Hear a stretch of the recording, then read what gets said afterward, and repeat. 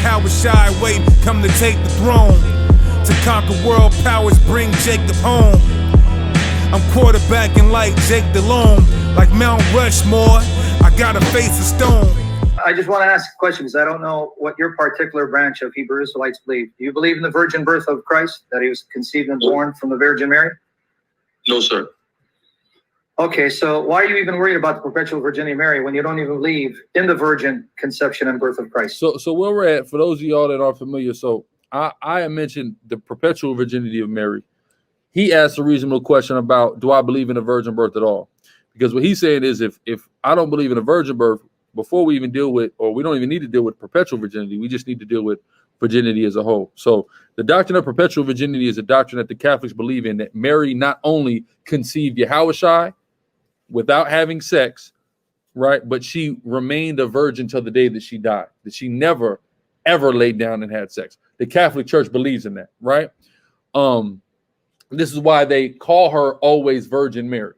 You can't always call her Virgin Mary if she ever had sex, because she's not a virgin, right? So Which James, is, where does James come from? well, this is, they're going to say that that James or Joseph's kids from another marriage. The problem is, if Joseph never had sex with Mary, then they're not married. Even according to the white man, if you can go legally get married on paper. If you never laid, you're not married. The marriage will be annulled, right? So they're not married. So if they aren't married, then how are his stepbrothers being called his brothers? They can't be stepbrothers without a marriage. It's stupidity. So what proof do you have that Jesus can't be the seed of David from his mother's side? Well, number one, what proof do you have that Mary is a descendant of David? The fact that Jesus is called the son of David. That's a logical fallacy. You can't say that because Jesus is called the son of David, that Mary has to be a descendant of David. You would have to be able to prove that Mary is a descendant of David in order for Jesus to be called the son of David without him having a father that descends from David. This is a logical fallacy. Who is the biological father of Jesus that made him the son of David? You didn't answer that. He didn't ask me that. Well, let's just go first. What? I mean, if you go to Matthew 1, it clearly gives him a genealogy of a man. I don't understand why. No. Finish it. So I'm still talking. I'm literally opening and turning to Matthew 1 right now, and he's talking to me as I'm talking, right? But he accused you of talking over him, right? Incredible. Shit. Don't play games with me, Matthew. Go to 18 to 25. That actually. No, I'm going to read the whole thing. We're not just going to skip to 18 to 25. We're going to read into it, because you ain't going to understand what's going on if you don't read into it. Because I don't see what the point is of a man's entire lineage from Adam to be named in order for him to not be the father of the person. What sense did that make? Right? Let's keep going. You just butchered the text. Read it. I haven't even opened the text. What did I butcher the text? I said somebody's lineage is listed in Matthew 1. How am I butchering the text? This is fear. What about Matthew 1? I've never butchered the text. Why would the genealogy of a man who has no biological relation to Jesus Christ be listed in you want to read, or you want me to hang up on you? You got 5 seconds to decide. 5, 4. Why are you going to hang up? I've been respectful. Go to Matthew 1. Matthew 1. Bye-bye. I said I'm going. Watch. Listen. Apollos, go kiss Adonis. Bye-bye, Apollos. Why I have to be... Again, I said I'm going there. A second time. Yep. Hangs up on me. I'm going to where you asked me to go. I get hung up on. Okay, hold on. Let me show you guys the logical fallacy that he's doing, right? It's going to explain it all really good through the spirit and power of Yahweh. So this is called affirming the consequent, right? Affirming the consequent, sometimes called converse error, fallacy of the converse, or confusion of necessity and sufficiency, is a formal fallacy of taking a true conditional statement, right? If the lamp were broken, then the room would be dark, and invalidly inferring its converse. The room is dark, so the lamp is broken, right? So what he's saying is, because Jesus is the son of David, Mary has to be from David. Right. This is a logical fallacy. That doesn't mean that necessarily. Even though the converse may not be true, it may not be true, that she's of the. There's no proof there. Just because he's a descendant of David does not mean that she is. Yeah, the same way that the lamp doesn't need to be broken. Somebody could have just turned the lights off. Exactly, right. For the room to be dark, right?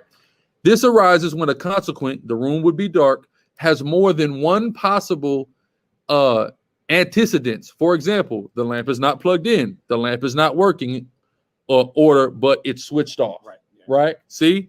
So it's the same thing. Oh, he can have another parent that's of David, but he employs a logical fallacy in order to prove his point.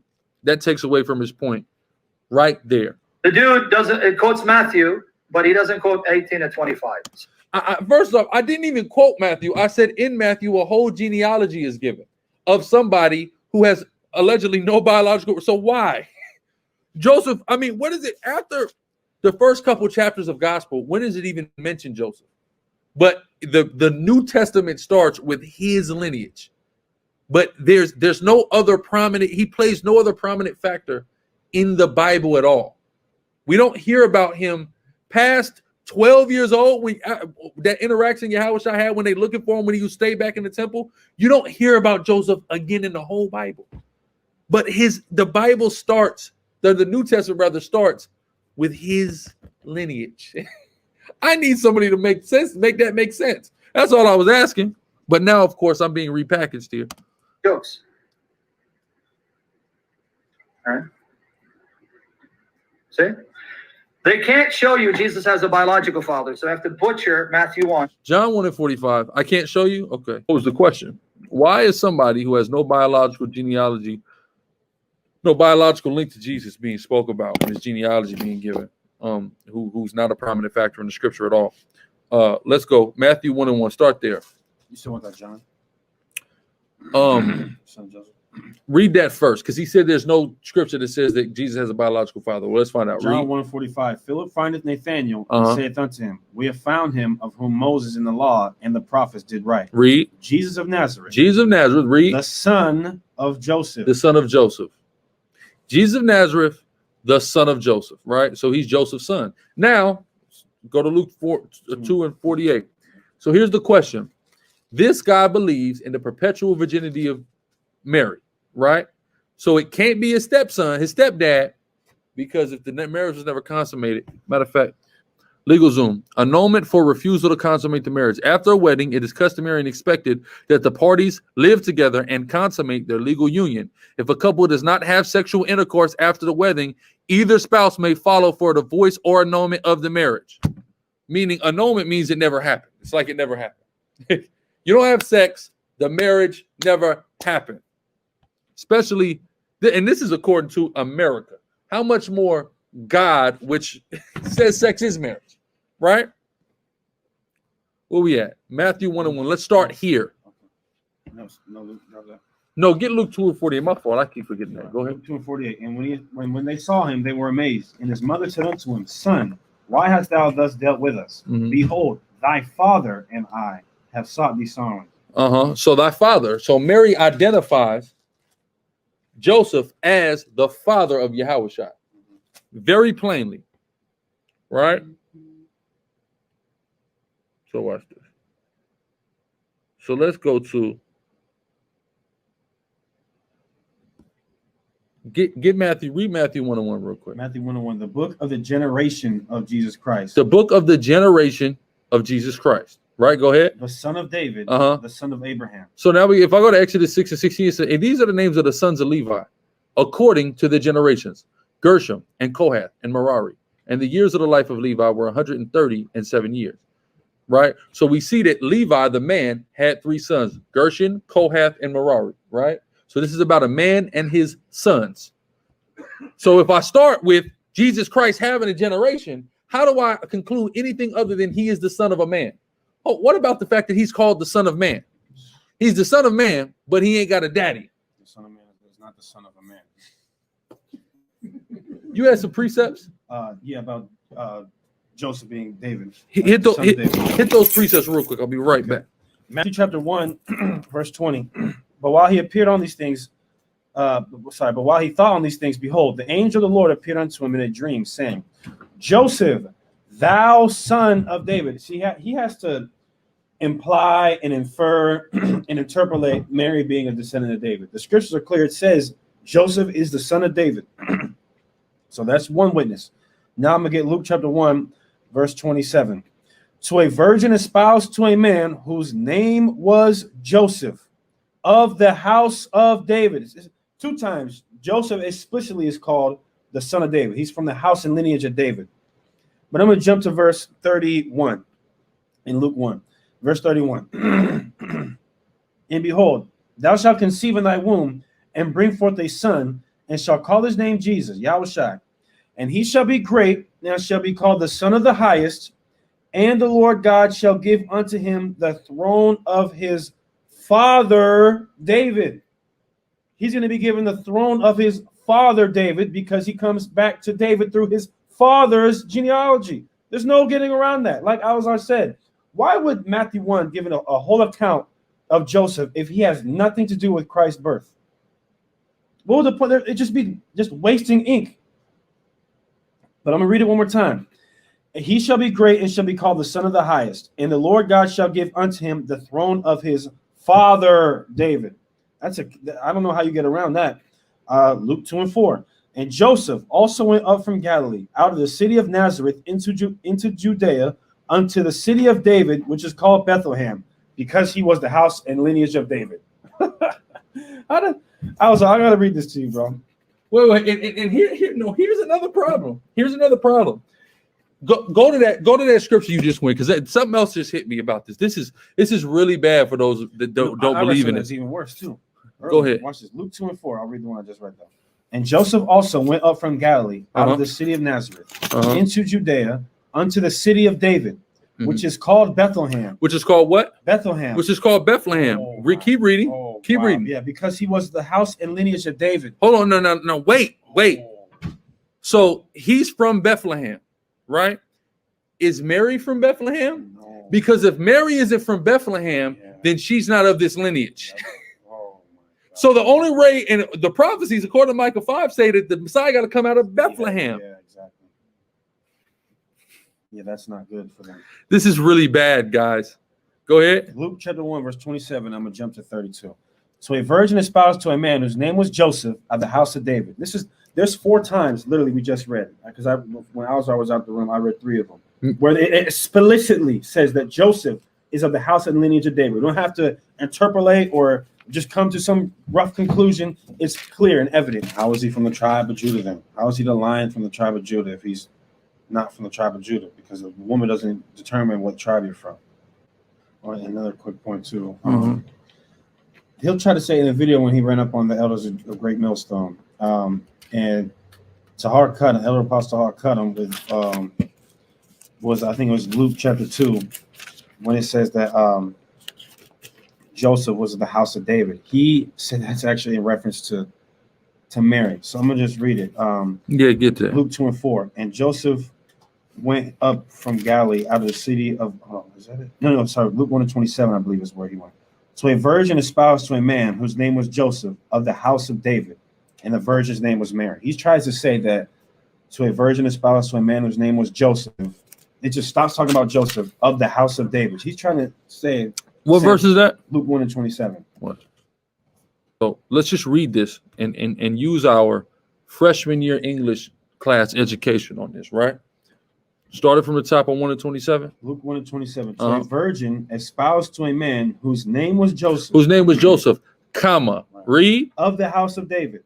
Semicolon, read. And the virgin's name was Mary. So if it says, and the virgin's name was Mary, that means prior to that semicolon, of course, the virgin wasn't being talked about, or it wouldn't say, and the virgin's name was Mary. If of the house of David was a reference to the virgin, it wouldn't say, and the virgin's name was Mary. It would just say, of the house of David, her name was Mary, right? But that semicolon and that and indicates what? It's talking about Joe, then it jumps back to talking about Mary. These are supposed to be educated people, right? I'm a high school dropout. I say it all the time. I dropped that out. How am I able to educate? You see what I'm saying? But this is the level of lying that you got to do for your BS to add up, right? Start back at Luke 2 and 1. Start at the top.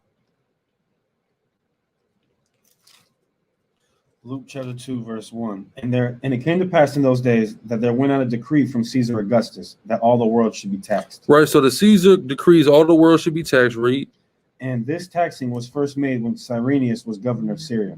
and all went to be taxed, everyone into his own city. His own city, right? Go ahead. And Joseph also went up from Galilee. So, because Joseph was up in Galilee too. This is where he meets Mary and her family in Galilee, because a lot of poor Israelites lived in Galilee, right? That was like a big old ghetto, right? Go ahead. Out of the city of Nazareth into Judea unto the city of David, which is called Bethlehem. Because he was the house and lineage of David. Read. To be taxed with. So now, if it was Mary's city also, wouldn't it mention that? Into their city where they came from? Don't say nothing like that. It's all about him, right? Keep reading.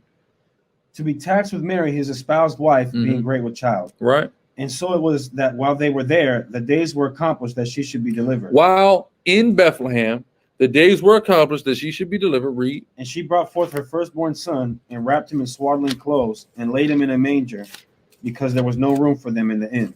Where, Salaki, let me go back here. Matter of fact, I'll pull it up here.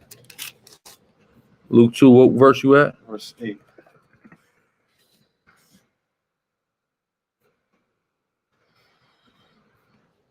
Okay, she should be delivered. Her firstborn son wrapped him in swaddling clothes, laid him in a manger, because there was no room for them in the inn.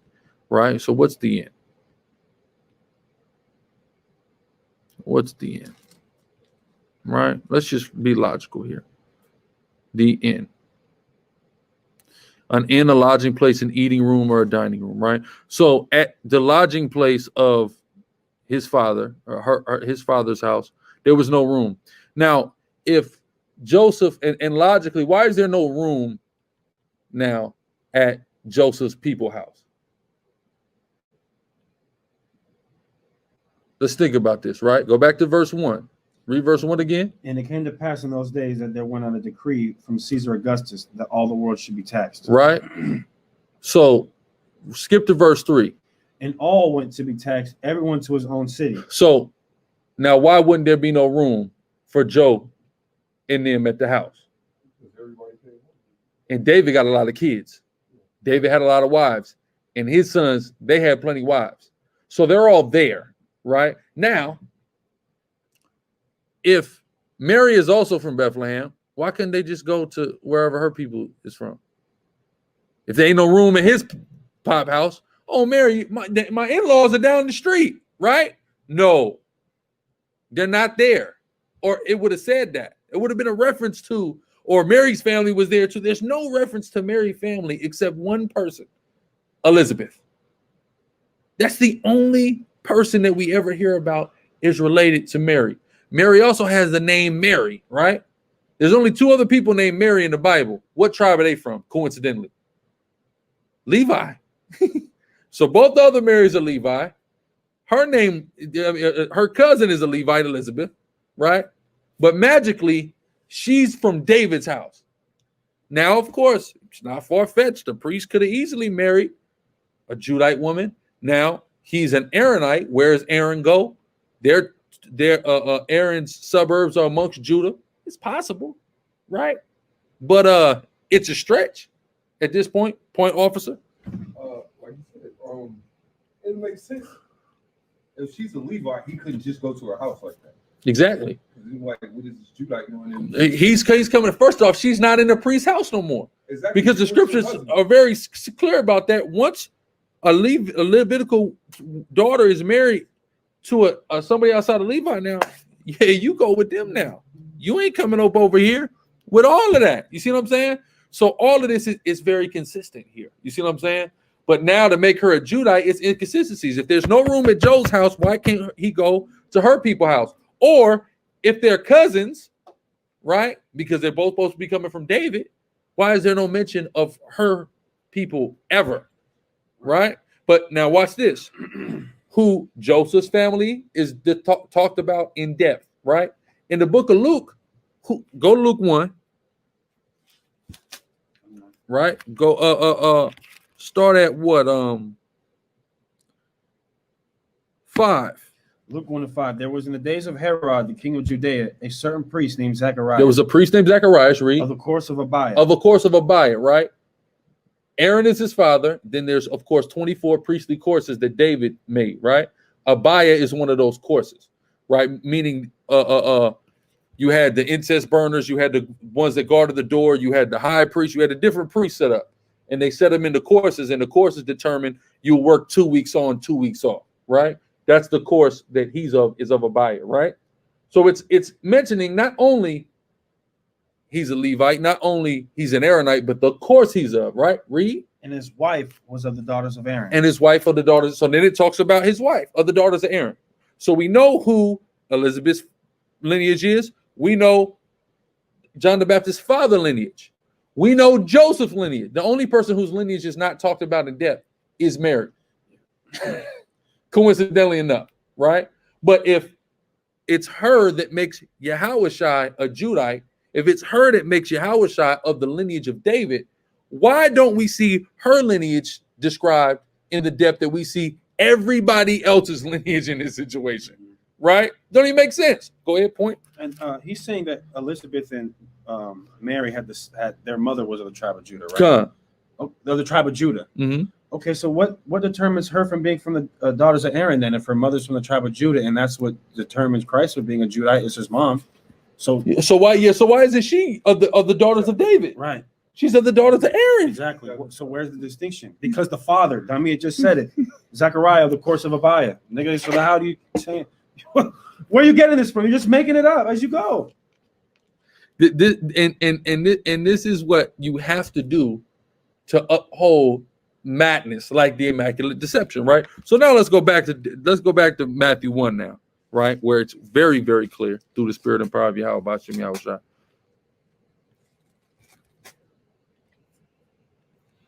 Go ahead, start at 1:1. Matthew 1:1, the book of the generation of Jesus Christ, the son of David, the son of Abraham. Abraham begat Isaac, and Isaac begat Jacob. So now we start here, right? Matter of fact, start back at 1 and read slow. The book of the generation of Jesus Christ, Yahushua, the son of David. It said what? The son of David. The son of David.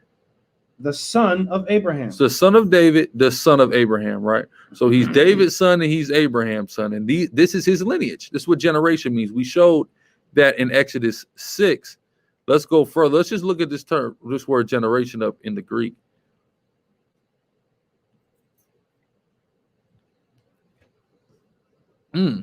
Genesis. Source, origin, the book of one's lineage in which his ancestry or progeny are enumerated. And what is the Wait a goddamn minute. A book of one's lineage, i.e., in which his ancestry or progeny are enumerated. So this is the book where the lineage of Christ is named, but he doesn't have lineage. And the root word of lineage is a line. So this is literally the line that you trace from Abraham all the way to Joseph, but then it cuts off. The line cuts off is what they're saying. And Joseph is in his father. And then it says generation. This is the word Genesis, which means beginning. The root of that is gene. It's where you get the term genes from. His genes are from the list of men that it's getting ready to list, but they're not actually his pops though. But this is where he gets his genetics from. This is crazy, right? So we just start there. Back Matthew 1:1. Let's read it again. The book of the generation of Jesus Christ. The book of the progeny and lineage of Jesus Christ. Read. The son of David. The son of Abraham. His lineage comes from Abraham and David. Go ahead. Abraham begat Isaac. We know Abraham begat Isaac. Read. Isaac begat Jacob. Read on. Jacob begat Judah and his brethren. Right. Read. And Judah begat Phares. And Zerah of Thamar. Of who? Of Thamar. Of Thamar. This is what you got to pay attention. Read this again. And Judah begat Phares and Zerah of Thamar. Why is Thamar? So, because we're going to see a list of men, but every once in a while, a woman will be brought into the situation, right? A woman will be mentioned. Why is Thamar being mentioned in Matthew 1 and 3?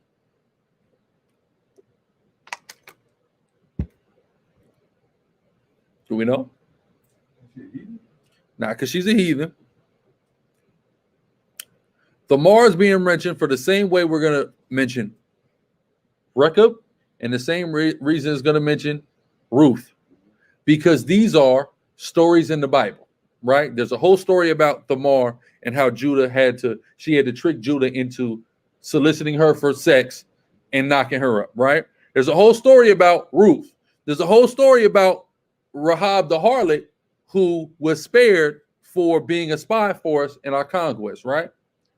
So because there's remarkable stories about these women, when the men that are their husbands are mentioned in the lineage, they are mentioned as well, because it was a remarkable instance. No other wives are mentioned, but in these instances, the same reason why later in the chapter, Mary will also be mentioned, because they always act as if there's something unique in the case of Mary, when what's going on is there are other remarkable women in this lineage as well, and they are singled out and mentioned, right? Because we can go and read about Tamar in Genesis, right? So now keep going. It says, and Pharez begat Esrom, and Esrom begat Aram, and Aram begat Aminadab, and Aminadab begat not a son, not a son begat Solomon. And Solomon begat Boaz of Ruth, of Rechab. Of Rahab the harlot, who we read about, right? Read. And Boaz begat Obed of Ruth. So these are remarkable stories. So the women that are involved in those stories are mentioned, right? Go ahead. And Obed begat Jesse. And Jesse begat David the king. And David the king begat Solomon of her that had been the wife of Uriah. And Solomon Bathsheba.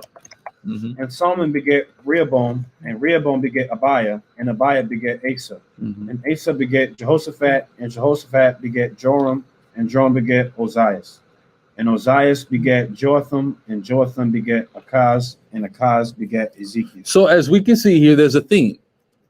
Somebody begat somebody, begat somebody, begat somebody, right? Keep going. And Achaz begat Hezekiah, and Hezekiah begat Manasseh, and Manasseh begat Ammon, and Ammon begat Josias. And Josias begat Jeconias and his brethren about the time they were carried away to Babylon. And after they were brought to Babylon, Jeconias begat Salathiel, and Salathiel begat Zerubbabel. And Zerubbabel begat Abihud, and Abihud begat Eliakim, and Eliakim begat Azor. And Azor begat Sadak, and Sadak begat Akim, and Akim begat Elihud, and Elihud begat Eleazar, and Eleazar begat Mathan, and Mathan begat Jacob. What verse we at? Verse 16. Now. Okay. And Mathan begat Jacob. Read. And Jacob begat Joseph, the husband of Mary. The what? The husband of Mary. Interesting. Her husband. Right? Read. Of whom was born Jesus, who is called Christ. So they go, see, of whom was born Jesus is talking about Mary. Here's interesting. Jacob begat Joseph, right? Okay. Jacob begat Joseph.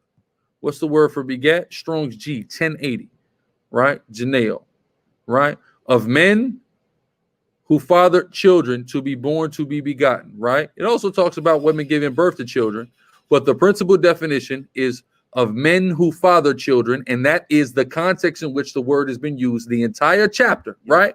Now let's go to the word when it says of whom was born Jesus. When it says born, it's the same word.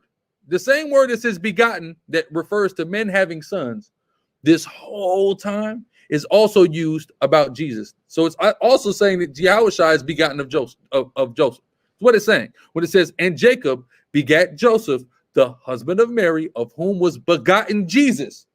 Of whom was begotten Jesus means Mary is the womb that was used again. So let's go back to 1 and 3. Read 1 and 3. And Judah begat Pharez and Zerah of Thamar. Of who? Of Thamar. So it says he begat of Thamar. Read verse 16.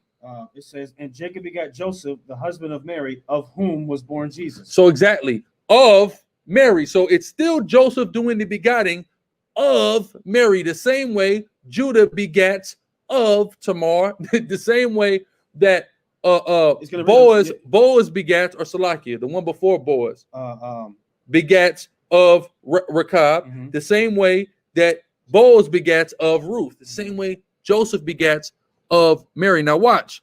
This is the Syriac Sinaiticus, one of the oldest New Testaments, right? Look at this notable reading in Matthew 1 and 16. It contains Joseph, to whom was betrothed Mary, begat Jesus, who is called Christ. So the earlier New Testaments even reflected this, that Yahushua is begotten the same way everybody else in this chapter is, by the man that's mentioned. And the only times in special circumstances are the women mentioned, right? And that's all that happened here, right? So it's clear in these documents. So that's why he's got to hang the phone up, because I have no problem dealing with any of this. let's go into it. Number one, the guy is actually Assyrian.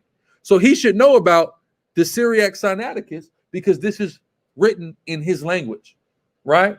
So he should actually know about this stuff, but he'll deny it, which is madness. Go ahead. You made a great point. Every time a woman is mentioned in Matthew chapter 1, if they mention the same way in phraseology that Mary is mentioned in verse 16. So are we then to assume that if every single one of these women were born of an immaculate conception? Because verse 3, and Judah begat Pharez and Zerah of Thamar. Was that immaculate conception? And Solomon begat Boaz of Ruth. Is that immaculate conception? And Jesse begat David the king, and David the king begat Solomon of her that had been the wife of Uriah. That's Bathsheba. All three of those cases, is it immaculate conception? No. So why does it change in verse 16? When the prior 3 times we see a woman of begat of this woman, it's not immaculate conception. But all of a sudden, it just changes to fit their ideology. That's insanity. Don't even make no sense. Okay, verse 17. So all the generations from Abraham to David are 14 generations. And from David unto the carrying away of Babylon are 14 generations. And from the carrying away into Babylon unto Christ are 14 generations. Go ahead. Now the birth of Yahushua was on this wise. When as his mother Mary was espoused to Joseph, before they came together. Okay, before they came together, this is what they always go into. Before they came together. What does came together mean? Let's find out. Came together. Strong's G 4905. To come together to assemble of conjugal cohabitation, meaning they didn't live together yet, or they didn't have their assembly or their marriage ceremony yet. This does not mean marriage. This does not mean sex. This means conjugal cohabitation. Give me the Apocrypha real quick. Sirach 42:10. Yep. It says, in her virginity, lest she should be defiled and gotten with child in her father's house. Gotten with child in her father's house. Go up earlier though, so we can Verse get there. 9. It says, the father waketh for the daughter when no man knoweth, and the care for her taketh away sleep. When she is young, lest she pass away the flower of her age, and being married, lest she should be hated. In her virginity, lest she should be defiled. And her virginity, Salakia. What verse is that? Sirach 42:10. 9-10. Okay, so watch this. Read that again. Sirach 42:10. In her virginity, lest she should be defiled. No, go up back to 9. The father waketh for the daughter when no man knoweth, and the care for her taketh away sleep. When she is young, lest she pass away the flower of her age, and being married, lest she should be hated. So it's juxtaposing or comparing and contrasting youth and being older. When she's young and when she's married, right? It don't say old, it says married. That's what when she's grown, she's now married. Then young, right? Keep going. In her virginity, when she should be defiled and gotten with child in her father's house. Keep going. And having an husband. Having what? An husband. So now, at first it said young and married. Now it's saying virginity and husband. So it's talking about the same thing. Youth and being older, right? Just so we understand. So virginity, which they always go insane on the new definition of virginity. Virginity just means, from a Hebraic perspective, a woman who's young. But she also may be marriageable, though she's young. Back at the top of 10. In her virginity, lest she should be defiled, and gotten with child in her father's house. In her father's house. So this is, start back at 8, right? Be not ashamed to inform the unwise and so foolish. The context here, it talks about being not ashamed, then it goes into the father and the things that bring shame to a father, right? So it was looked at customarily amongst our people to it being shameful for this girl to be pregnant and still live at her pop's house. She should be off with her husband in his home by the time she brings forth child. So this is what the fuss is about with Mary and Joseph. They hadn't come together, right? We see one of these definitions is conjugal cohabitation. They weren't living together. Yet she, right? She's still staying at pop's house, yet she is with child. This is the fuss, right? Go back to Matthew 1. Matthew chapter 1, verse 18. Now the birth of Jesus Christ, Yahushua, was on this wise. When as his mother Mary was espoused to Joseph, before they came together, she was found with child of the Holy Spirit. Before they stand together, she's at pop's house and she's late. In the period, it doesn't come. She's with child in pop's house. Because Joe, he didn't want to wait. You promised it to me. She's mine. It's called a law. As soon as she's promised, she's as good as his. So his hands go up in the cookie jar, right? Go ahead. Then Joseph, her husband, being a just man and not willing to make her a public example. We don't want to bring shame on this. We don't want this to be shameful, right? Go ahead. Was minded to put her away privily. So they go, put her away. That means divorce. Because, of course, we see this terminology used for divorce, put away, right? So let's see, put her away privily. Watch this, privily. Just the word secretly, right? To secretly conceal her, right? Now, the word for divorce, when we see divorce in the New Testament, it's very plain. It's a strong word, Strong's G 647, and it's not used here. It's used in Matthew 5. Yahushua says, give a bill of divorcement. Moses suffered you to give a bill of divorcement. It's the only time we see the word divorce come up, right? So that's not what's being talked about here. It's talking about to conceal her, right? Meaning she's pregnant at Pop's house. We're going to hide her from public view so nobody finds out this happened, right? It says being a just man. Being a just man. A just man would do what to a woman who's pregnant not by him while she's espoused to him? Kill her. Rocks, stone her. She is adulterous, right? Go give me Deuteronomy 22.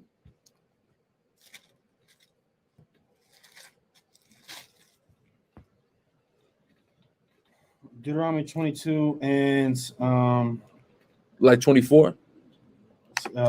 Verse 28. If a man find a damsel that is a virgin, that's not what I need. 24? I need before that. Okay. Deuteronomy 22. Okay, verse 23. If a damsel that is a virgin be betrothed unto an husband, she was betrothed unto Joseph. Read. And a man finds her in the city and lie with her, then you shall bring them both out unto the gate of that city, and you shall stone them with stones. This is what a just man does here. Brings them into the gate. What does that mean? Makes a public example. Now, if we go to Matthew 1, what does it say? That's why you gotta keep your finger on it. Go ahead. It says 19. Joseph being a just man and not willing to make her a public example. He wasn't willing to make her a public example, but he's just, right? If he's just, he's gonna make her a public example and stone her and whatever nigga lay with her, right? That's what he should be wanting to do right now. But instead, he wants to conceal her. He doesn't want people to find out that this has happened. What I'm also possibly assuming about the situation potentially is that maybe Joseph didn't have his own house at this time. And this could have been what was the issue. We got to hide her somewhere because I'm not ready. I'm not set up yet. I'm staying with such and such. And she's at Pop's house. That could be a factor here, just logically looking at it, right? But go ahead. Keep going to Matthew. Where we at? Matthew? Yeah. Okay, verse 20. But while he thought on these things, behold, the angel of the Lord appeared unto him in a dream. So while he was like, damn, what I'm going to do, because people are going to talk negatively about this, what do? Here comes the angel. Read. Saying, Joseph, thou son of David. Here we go. You son of David. Read. Fear not to take unto thee Mary, thy wife, for that which is... See, don't be afraid, because you're afraid of men's eyes. Because men are going to say this is wrong. But the law doesn't say if she still stays at Pop's, you can't knock her up, right? It's not customary or ideal, but the law don't say this is a must. So the angel's saying, don't worry about what people are going to say or think. You take your wife. And if she's his wife, go ahead, officer. The thing is, the angel called her his wife, but with previous, they didn't have a ceremony. So which one is it? But she's already his wife because they already had sex, right? Read. I'm going to ask you a question. It says, fear not to take unto thee Mary, thy wife, for that which is conceived in her is of the Holy Spirit. That which is conceived in her is of the Holy Spirit. Read. And she shall bring forth a son, and thou shalt call his name Yahushua, for he shall save his people from their sins. Right. And this is the name you're going to call him. Right. Hold on, Salaki. Where we at? Verse 22 now. I wanted to keep reading and bring out a point. Hold on. Read verse 20 again. But while he thought on these things, behold, the angel of the Lord appeared unto him in a dream, saying, Joseph, thou son of David, read. Fear not to take unto thee Mary, thy wife. Don't fear to take marry your wife, right? Don't be afraid of this thing, of the judgment that people may give you for doing something that is transgresses customs. Because as we're going to see, part of the main thing that Yahushua harps on in his ministry is transgressing customs, because customs were being treated as Torah and they weren't, right? Read. Because according to Torah, Joseph has done nothing wrong. Read. For that which is conceived in her is of the Holy Spirit. And she shall bring forth a son, and thou shalt call his name Yahushua. They say what? Thou shalt bring forth, she shall bring forth a son. She is going to have a son, and what? And thou shalt read it slow. And she shall bring forth a son. She going to have a kid, and what? And thou. Who? Thou. Wait a minute. If it ain't his kid, how did nigga get to name him? If it's not his kid, who's naming him? Thou. It's not, but that ain't his daddy. It's the woman, right?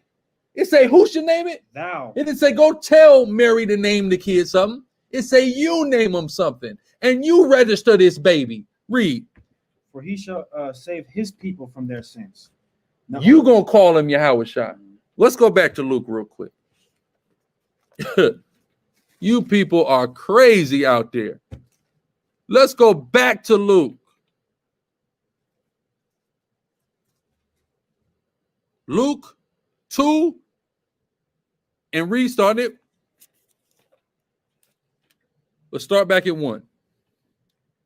Luke 2 and 1. It says, and it came to pass in those days that there went out a decree from Caesar Augustus that all the world should be taxed. Read. And this taxing was first made when Cyrenius was governor of Syria. And all went to be taxed, everyone into his own city. Everybody went to their own city to be taxed. Read. And Joseph also went up from Galilee out of the city of Nazareth into Judea unto the city of David, which is called Bethlehem, because he was of the house and lineage of David. Read just like Yahushua. Read. To be taxed with Mary, his espoused wife, being great with child. Read on.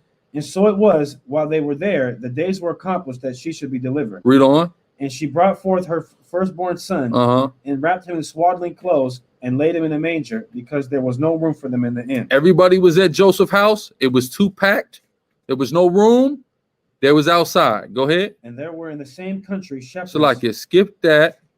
Hold on. Salakia. There's a point I want right here.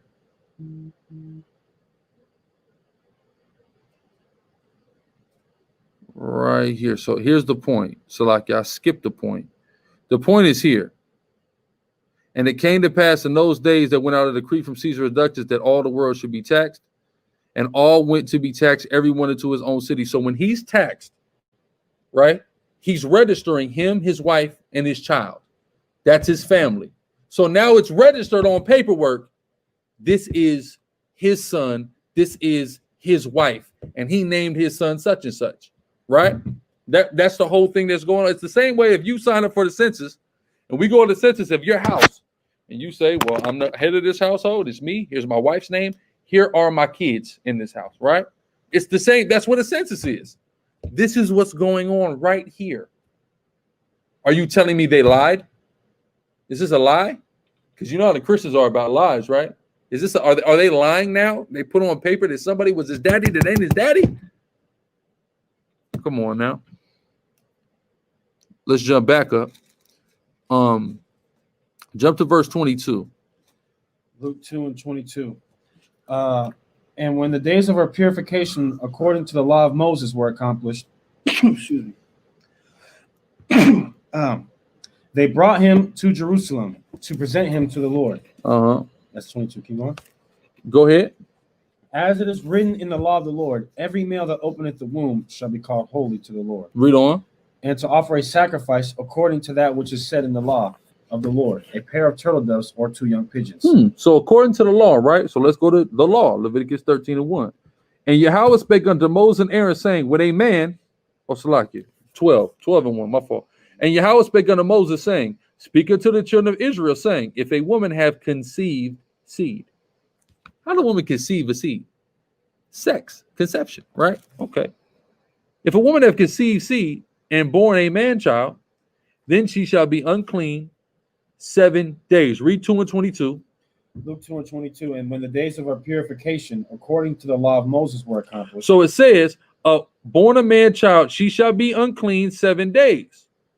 according to the days of separation, for her infirmity shall she be unclean. These are the days of purification it's talking about. After this was accomplished, what happens? And in the 8th day, the flesh of the foreskin shall be circumcised. Then, and she shall then continue in the blood of her purifying. Right? It say what? Read it again, 22. And when the days of her purification according to the law of Moses were accomplished, Leviticus 13:4, and she shall then continue in the blood of her purifying 30 days. She shall touch no hallowed thing, nor come into the sanctuary until the days of her purification being purified be fulfilled. So after these 33 days, right? But if she, Salaki, after these 33 days, she does this. And when the days of her purifying are fulfilled for a son or for a daughter, she shall bring a lamb of the first year for a burnt offering, a young pigeon or a turtle dove for a sin offering unto the Lord of the tabernacle in the congregation unto the priest, who shall offer it before Yahweh and make an atonement for her. She shall be cleansed from the issue of her blood. That is the law for her that is born a male or female child. Now watch this. This is showing something now, adding credence to the argument about the potential of Joseph may not having his own crib at the time. Verse 8. And if she is not able to bring a lamb, then she shall bring 2 turtle doves or 2 young pigeons, the one for a burnt offering and the other for a sin offering, and the priest shall make an atonement for her, and she shall be clean. Why wouldn't you be able to be a lamb? You can't afford it. You don't have your own land. So they went and actually used the supplemental. They brought the welfare offering. You see what I'm saying? Because they ain't have a lamb. So this shows that Yahweh Shai didn't come up. He came up rough. He came up poor. He came up not having things. You see what I'm saying? As we can see here. So if she didn't conceive seed, right, then by a man like everybody else, how in the hell why does she have to do this? Right? Makes no sense. Yeah. Go ahead, point. Yeah, because I wanted to ask you something. I think I got something too. Because when you keep going to Matthew 1, now all this was done, verse 22. Now all this was done that it might be fulfilled, which was spoken of the Lord by the prophet, saying, Behold, a virgin shall be with child, and shall bring forth a son, and shall call his name Emmanuel, which being interpreted is God with us. And that's Isaiah chapter. Well, let's read it. Let's not just talk about it, because this is an application of Isaiah 7, right? But Isaiah 7 already happened, right? Just like certain of the other things, they had an initial context, but they also pointed to Yahweh Shai. So in its initial context, it ain't have nothing to do with somebody not having a pops, right? Exactly. So how does it now mean that? Right. Right? So let's go to. I want you to start at the children, which thou shalt, right? Hold on. Look. 7 and okay. I think it's 11. Start at 10. Read 10 to 14. Isaiah chapter 7, verse 10. Moreover, the Lord spake again unto Ahaz, saying, Ask thee a sign of the Lord thy God. He said, ask for a sign. Go ahead. Ask it either in the depth or in the height above. This is Isaiah telling the king Ahaz, ask the Most High for a sign. Read. But Ahaz said, I will not ask, neither will I tempt Yahweh. He said, I'm not asking for no. I don't need a sign. Go ahead. It says, and he said, Hear ye now, O house of David. Is it a small thing for you to weary men, but we weary my God also? Therefore the Lord himself shall give you a sign. He said, the Lord is going to give you a sign, Ahaz. Wait. Read that part again slow. Therefore the Lord himself shall give you a sign. The Lord is going to give Ahaz a sign. He's talking to Ahaz one-on-one. Ahaz, you're going to get a sign. So this sign is going to appear to that king in his life. Read. Behold, a virgin shall conceive and bear a son. So this isn't just talking about Jesus Christ, Yahweh Shai. This has a prelude to it, which happens here. And Ahaz is going to see it with his own 2 eyes. Read. And shall bear a son, and shall call his name Emmanuel. And his name is going to be called Emmanuel. Right? Read. That's 14. Mm-hmm. Now, Ahaz, it say a virgin will conceive. Go to 8 and 1. Yeah, Isaiah 8 and 1. Moreover, the Lord said unto me, Take thee a great roll, and write it with a men's pen concerning Mahershala Shabbat. And I took unto me a faithful witnesses to record Uriah the priest and Zechariah the son of Jebecherah.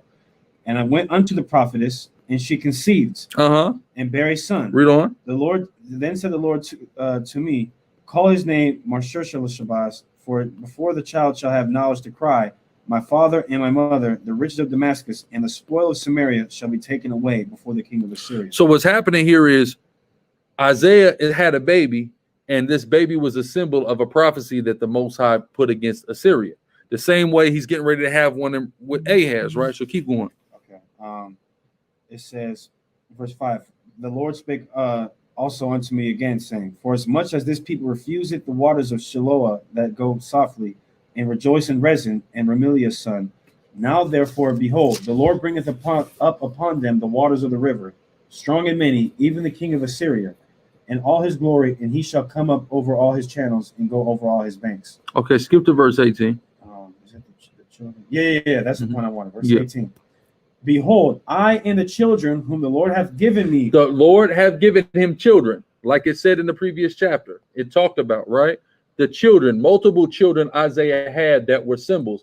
The same way when Hosea had that prostitute for a wife, and they had every kid they had was a symbol of something dealing with the Most High in Israel. It's the same thing here. Read. It says, are for signs and wonders in Israel from the Lord of hosts, which dwelleth in Mount Zion. See that? So these all were things that happened then. Right. Now, just like many things, just like Yahushua being Nazarene and things like that, it also has a later context which applies to Hamashiach. But it has its initial context. And its initial context, Isaiah had these kids. And Ahaz saw this. There was Isaiah's wife did not have a baby without Isaiah laying with her. So for you to use Isaiah 7 and say that this means that Mary couldn't have had sex with nobody, well, that would mean that Isaiah's wife didn't either. But too bad she did. So it doesn't work. Go ahead. And furthermore, this is what I wanted to ask you about really concerning this is they'll go there in an effort to say the sign is that a woman who's never known a man is going to have a child. But watch, the sign is the children, going back to Isaiah. It is the actual kids. And watch this. Luke 2:34. And Simeon blessed them and said unto Mary his mother, behold, this child is set for the fall and rising again of many in Israel, and for a sign which shall be spoken against. So when in Matthew 1 talks about, he's quoting Isaiah concerning the sign isn't Mary not knowing Joseph. The sign is the child that Mary and Joseph have, and how great he's going to be. You see what I'm saying? Exactly. So that defeats itself right there. All you got to do is keep reading in Luke's account. The sign is Christ. It's talking about Christ, as Jay, the producer, would say. So that debunks that. SICARRI.